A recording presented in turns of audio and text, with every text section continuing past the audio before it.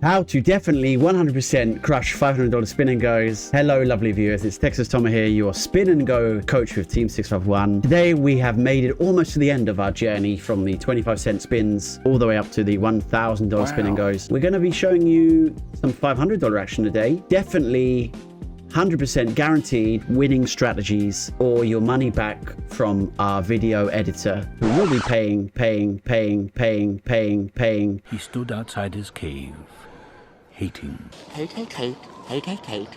Double hate. Anybody who plays $500 spin and goes as a result of this video but doesn't have success, just write a comment and he'll get back to you. I'm sure he will. Before we jump into the action, let's talk about the win rates you can expect to make at the $500 spin and goes. So when we look at the win rates for the public pools, the Chippy V they had in the reg speed games was 17.2, which equates to about a $7.50 per game. If we give them reasonable rake back, there might be a couple of random regs grinding without top tier rake back, but I'd expect the vast majority of them to be the highest rake back earners. When we look at the Team 651 regs, they're making about 22.78, very specific. We're leaving no stone unturned in the information we're trying to present with you today. 22.78 Chippy V, which amounts to around $12.90 a game in 2024. For flash speeds, the dollar per game is a lot less. For Team 601 players, they're making about 8.5 chips a game, which is about $4.60 a game. And for the public fields, they're actually making 5.2 historically in 2024, which means they've actually lost money even with the rake back. Now, of course, there's a spectrum of regs, so some of those guys still made money, but you can see how competitive these games are and how basically in flash speeds, at least, even the reg overall are losing money. And that part of the reason, of course, is because there's so much reg versus reg play and so few non-regs playing these games. So it's really important, obviously, every single chip helps in your quest to definitely 100% crush the $500 spins. In terms of monthly earning potential, as I mentioned in the 250s video, there's not really players at these stakes that just want to play 500s because of the fact that the games don't run enough. And so they'll typically be covering 250s lobbies, 1K lobbies, maybe 100s as well. Maybe in 50s, for example, and most of the high stakes regs you'll see will have a spread of buy-ins month to month. So we can't just isolate that $500 spins just on their own. Having said that, the top guys at these stakes, when you account for that spread, can typically expect maybe a long-term average of somewhere around like 8K to 20K monthly EVs. These are obviously long-term expectations. Even the EVs are going to be vastly dispersed month to month. And so while someone may expect to make somewhere, if they're lucky, you know what I mean, like 250K a year, it could be that one month they make 40K, next month they lose 10K, etc., etc. You really need to take a very long-term view on these because of the thinness of the edges and also because of the limited samples that you can build in terms of a month. So if we take a real world time example of like a week, a month, a day, whatever, there is just a limited amount of games you can play unless you're sort of reg battling furiously at the 500s compared to if you're playing 50s where you can play, 200 games a day fairly comfortably. That's about all I've got in terms of the details. We're not got too much to mention in terms of anything specific about strategies.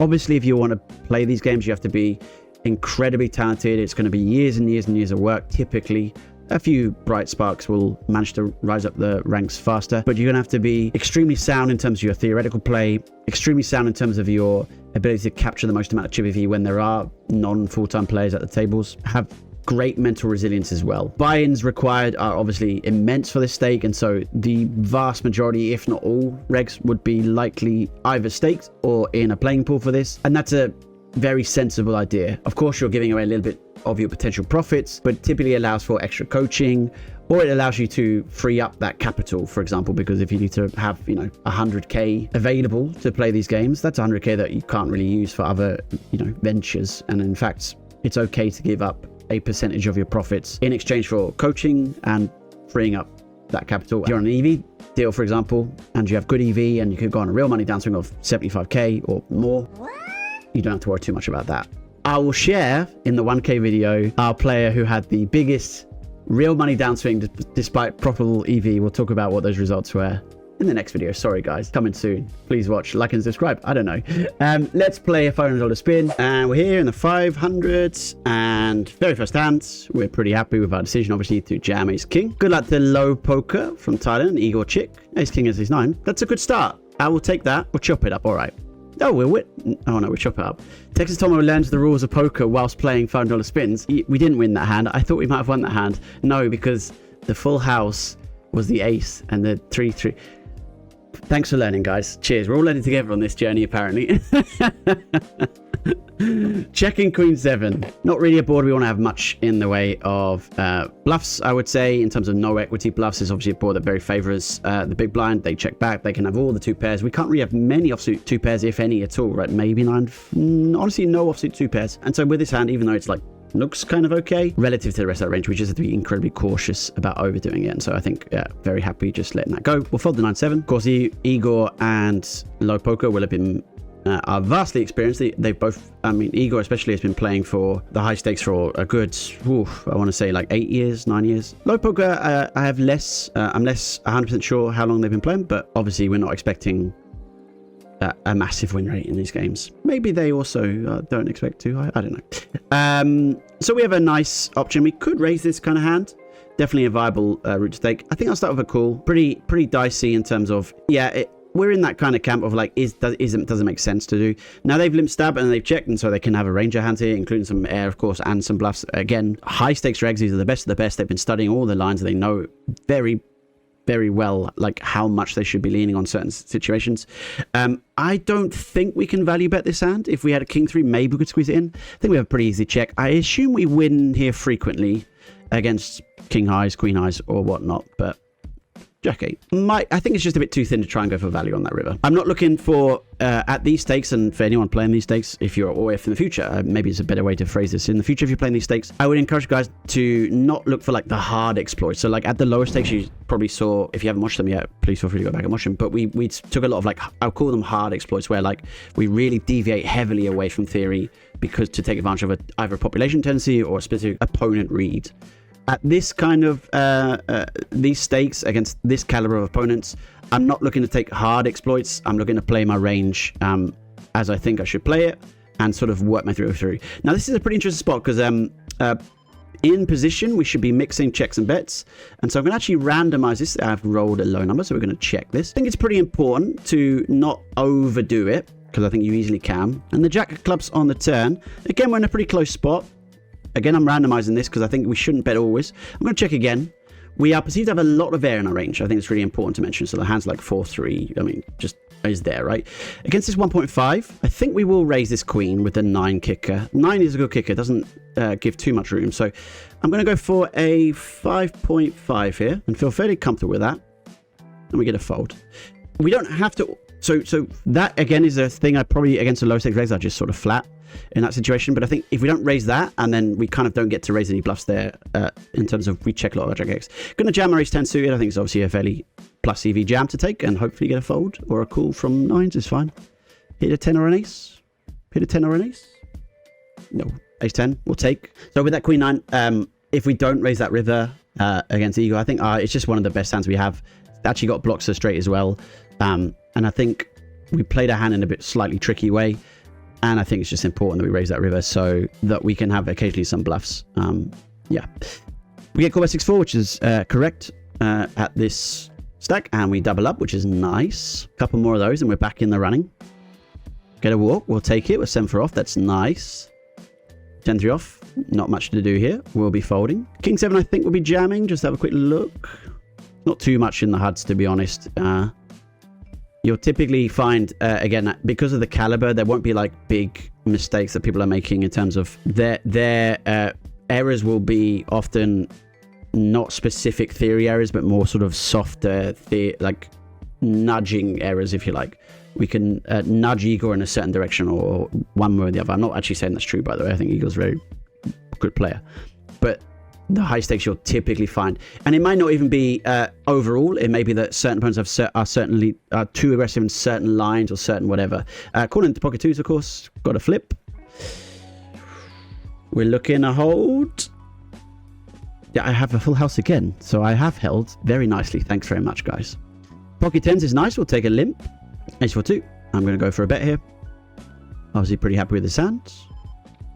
Against the raise, we would have just probably come back over. 6-3 off, not much to do against a jam. Against the limp. Was going to ISO, changed my mind. Decided not to ISO. Flopping third pair now. Second pair we flopped. Don't think it makes sense to bet this, so we'll start with a check. Our opponent can certainly represent jacks very nicely. And on this river, I think we want to definitely bet ourselves. I'll choose the min bet here, and let's find out what happens. I think we're perceived, obviously, to min bet a lot of our 6x, and so Igor can certainly raise some hands as well to bluff us, but like not always. 8-5 suits right in the... I think we'll just jam this, to be honest. If we had certain reads one way or the other. We've talked about edge passing before. I haven't got my mic muted the whole time, have I?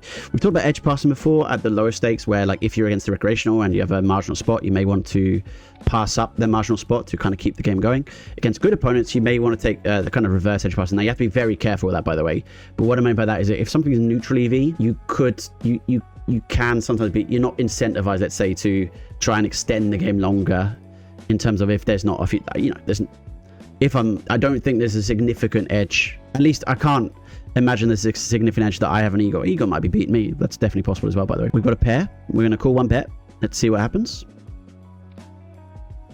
We still got a pair.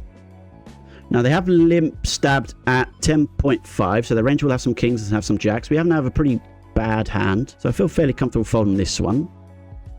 Don't have too many issues there. I think we'll fold the jack 4 off. Again, don't against different opponents, we definitely could V-pip that.